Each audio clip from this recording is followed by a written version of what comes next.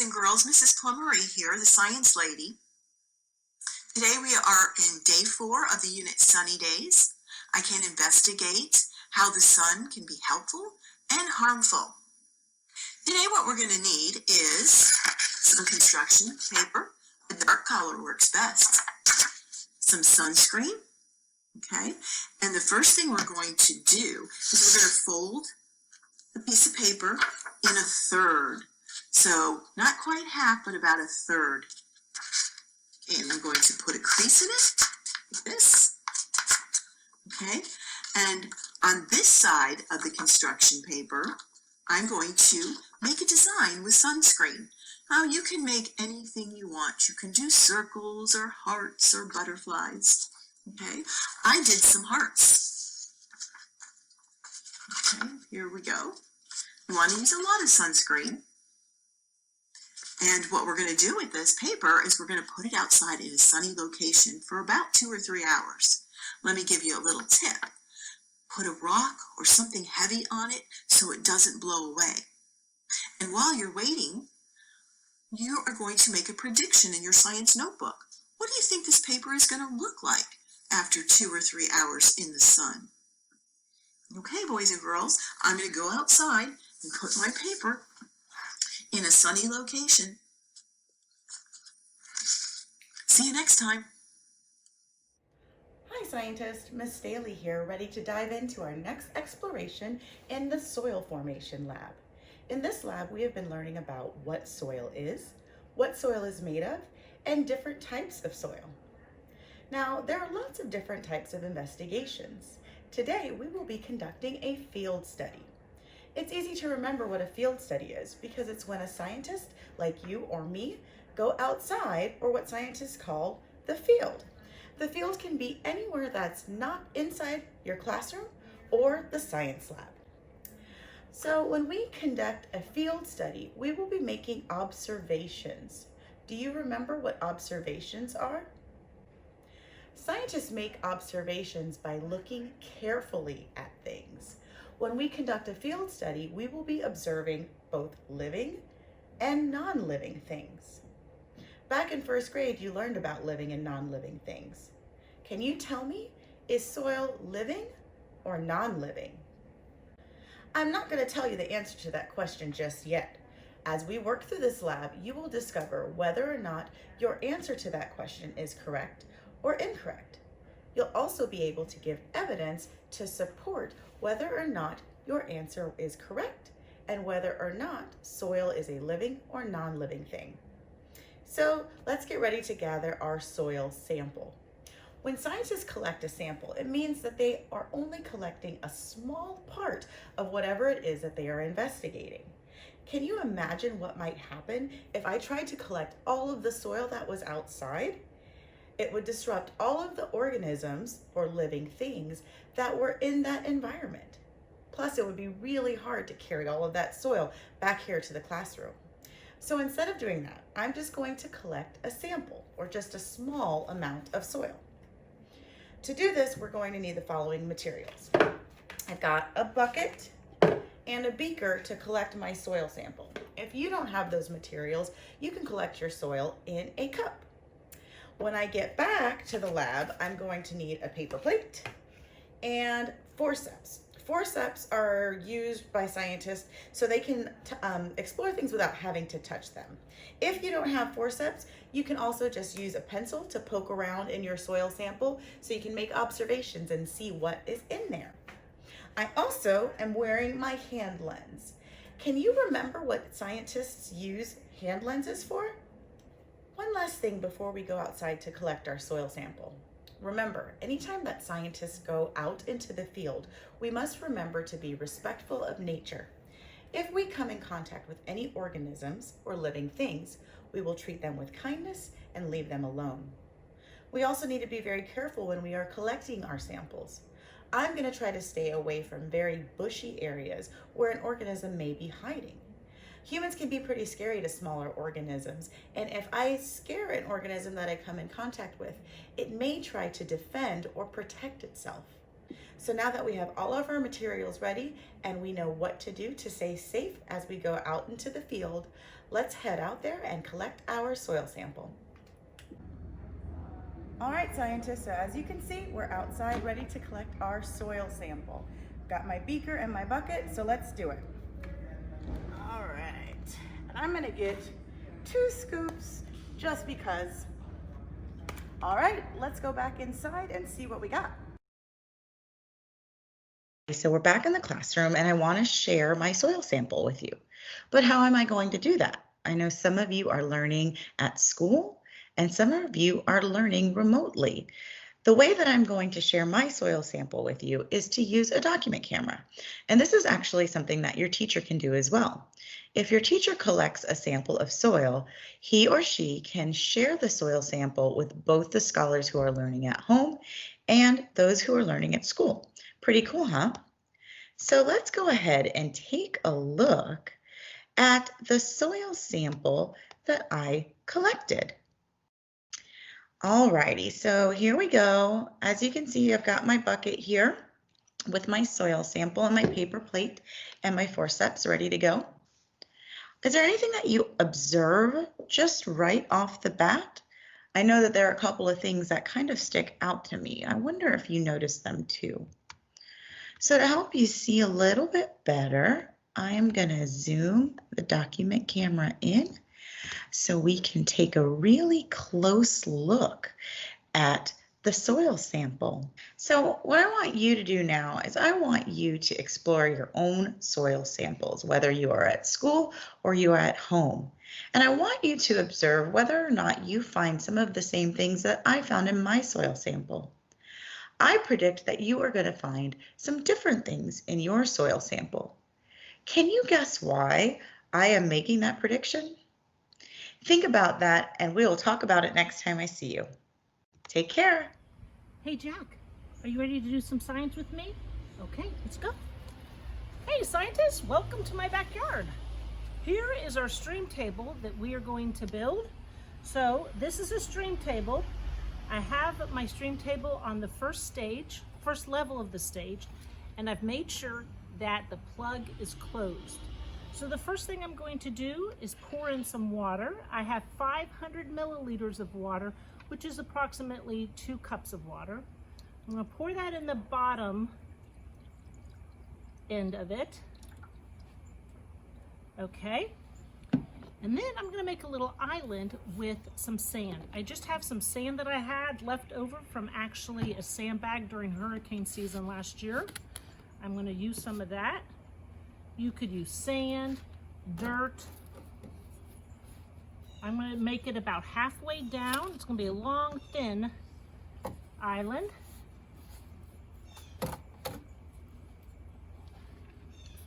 And a little bit more. So this is a fancy stream table. That's all you need. But let me show you how you can make one at home. Here I have that aluminum pan I showed you earlier, and I just found a scrap of wood because I do need it up on an angle. So I'm gonna do exactly the same thing. I'm gonna pour in 500 milliliters of water. Okay. Carefully pour that in at the bottom.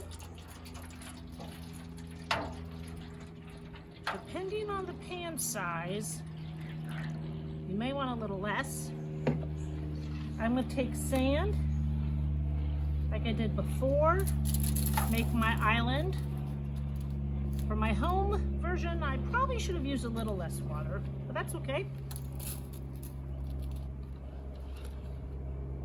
But add rocks, add dirt, and there you go.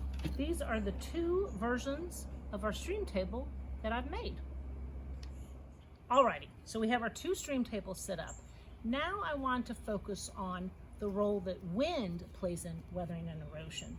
So first we need to create some type of wind. So you could use a blow dryer.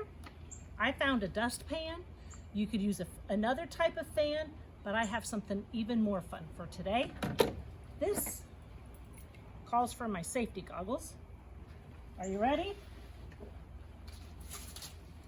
My leaf blower. Before I turn it on, how do you think our strong wind will affect our 2 islands? I wonder. Well, let's try it out. Here we go.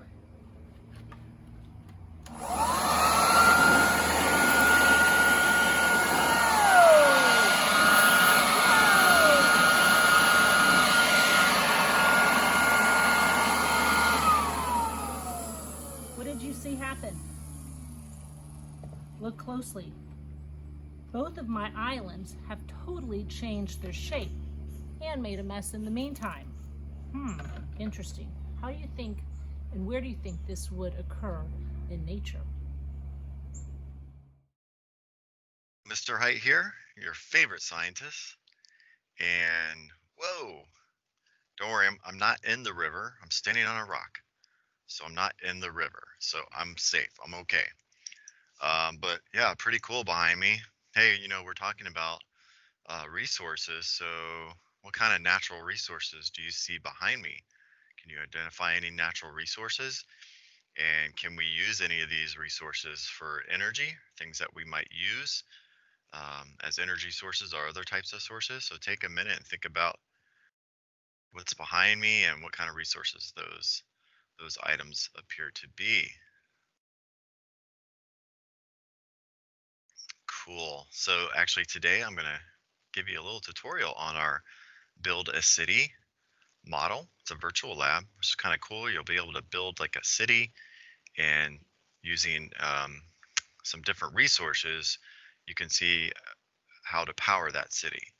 And if the way you build it, is it going to generate enough energy for the city to use? And you'll see what types of resources are we using? Are we using renewable or non-renewable? So that'll be our good question. So I'm going to go ahead and share my screen. So I'll bring up the site. Here it is, our resources on Earth site. Very good. And one thing to make sure you do first is there's on the side here, what are the advantages of alternative energy sources?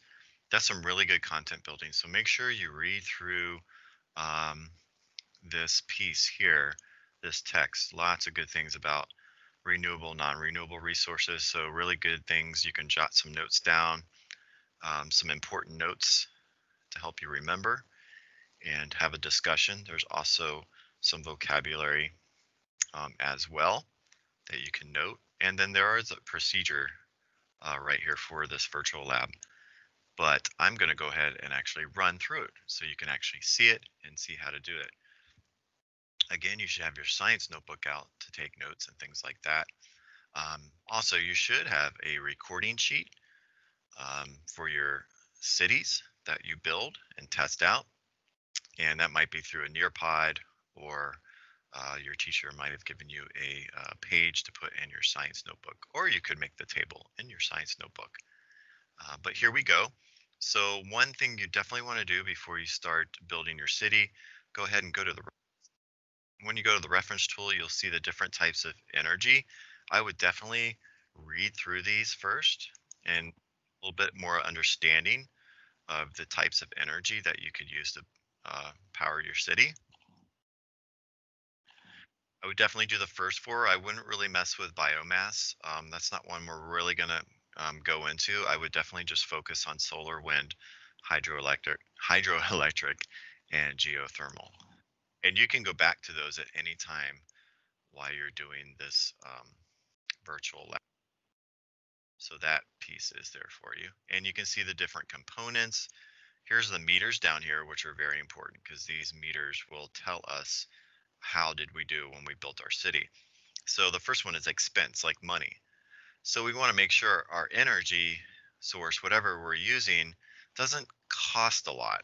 So it's not costing the people that live in the city a lot of money. At the same time, we want to make sure our energy output is very high. So we want to make sure the city is able to get enough power using our resource. So we want to keep our expense low and our energy output as high as possible.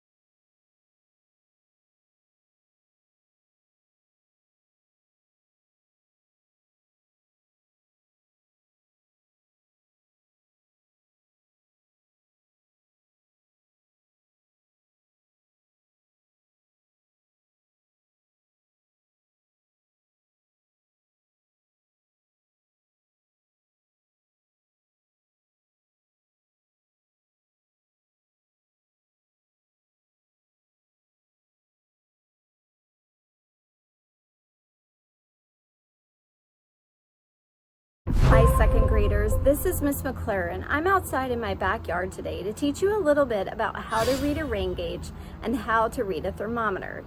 You're going to be doing an investigation where we are looking at weather patterns over a week. And as we look at these weather patterns, we're going to read the temperature and we're going to find out how much rainfall there is each and every day.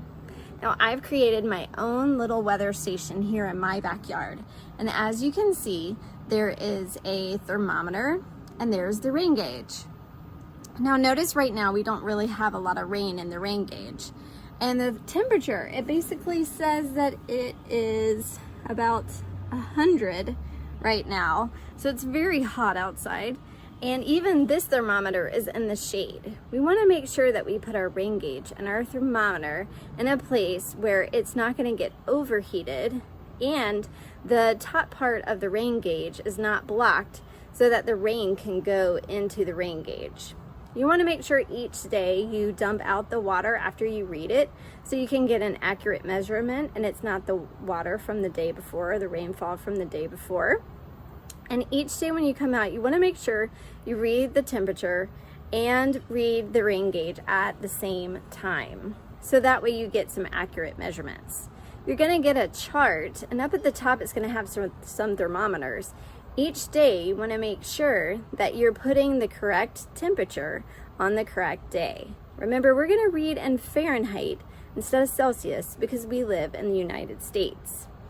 Also, you're going to read the rain gauge at the bottom level of where the water stops. So you want to make sure that you are reading that in inches or in milliliters, depending on what type of rain gauge you have. Now, I've put some directions in there on how to make a rain gauge as well. The last thing you're going to do is you're going to look at the weather conditions. So if you can see behind me, there are some dark clouds. There are some puffy white clouds. Those clouds are starting to build up and get a little gray. So that means that we might have some precipitation or some rainfall that's coming our way. So you can see some big gray clouds behind that. So I might want to say it's cloudy, but it's also very hot right now. So I could also say that it's sunny. Over on this side of my backyard, if you look over in this area, you're going to see that the clouds are not as gray, but they're starting to build up and there's some blue sky. So I might want to talk about the difference between the different areas to see what different locations or weather might be happening in my area. I might not just put it's cloudy, but it's also a little sunny. So every day you're going to go out and you're going to read your rain gauge, and you're going to read your thermometer, and then at the end of the week we're going to look at any weather patterns that we notice. Changes over time. Is it always rainy? Is it always sunny? Is it sometimes cloudy?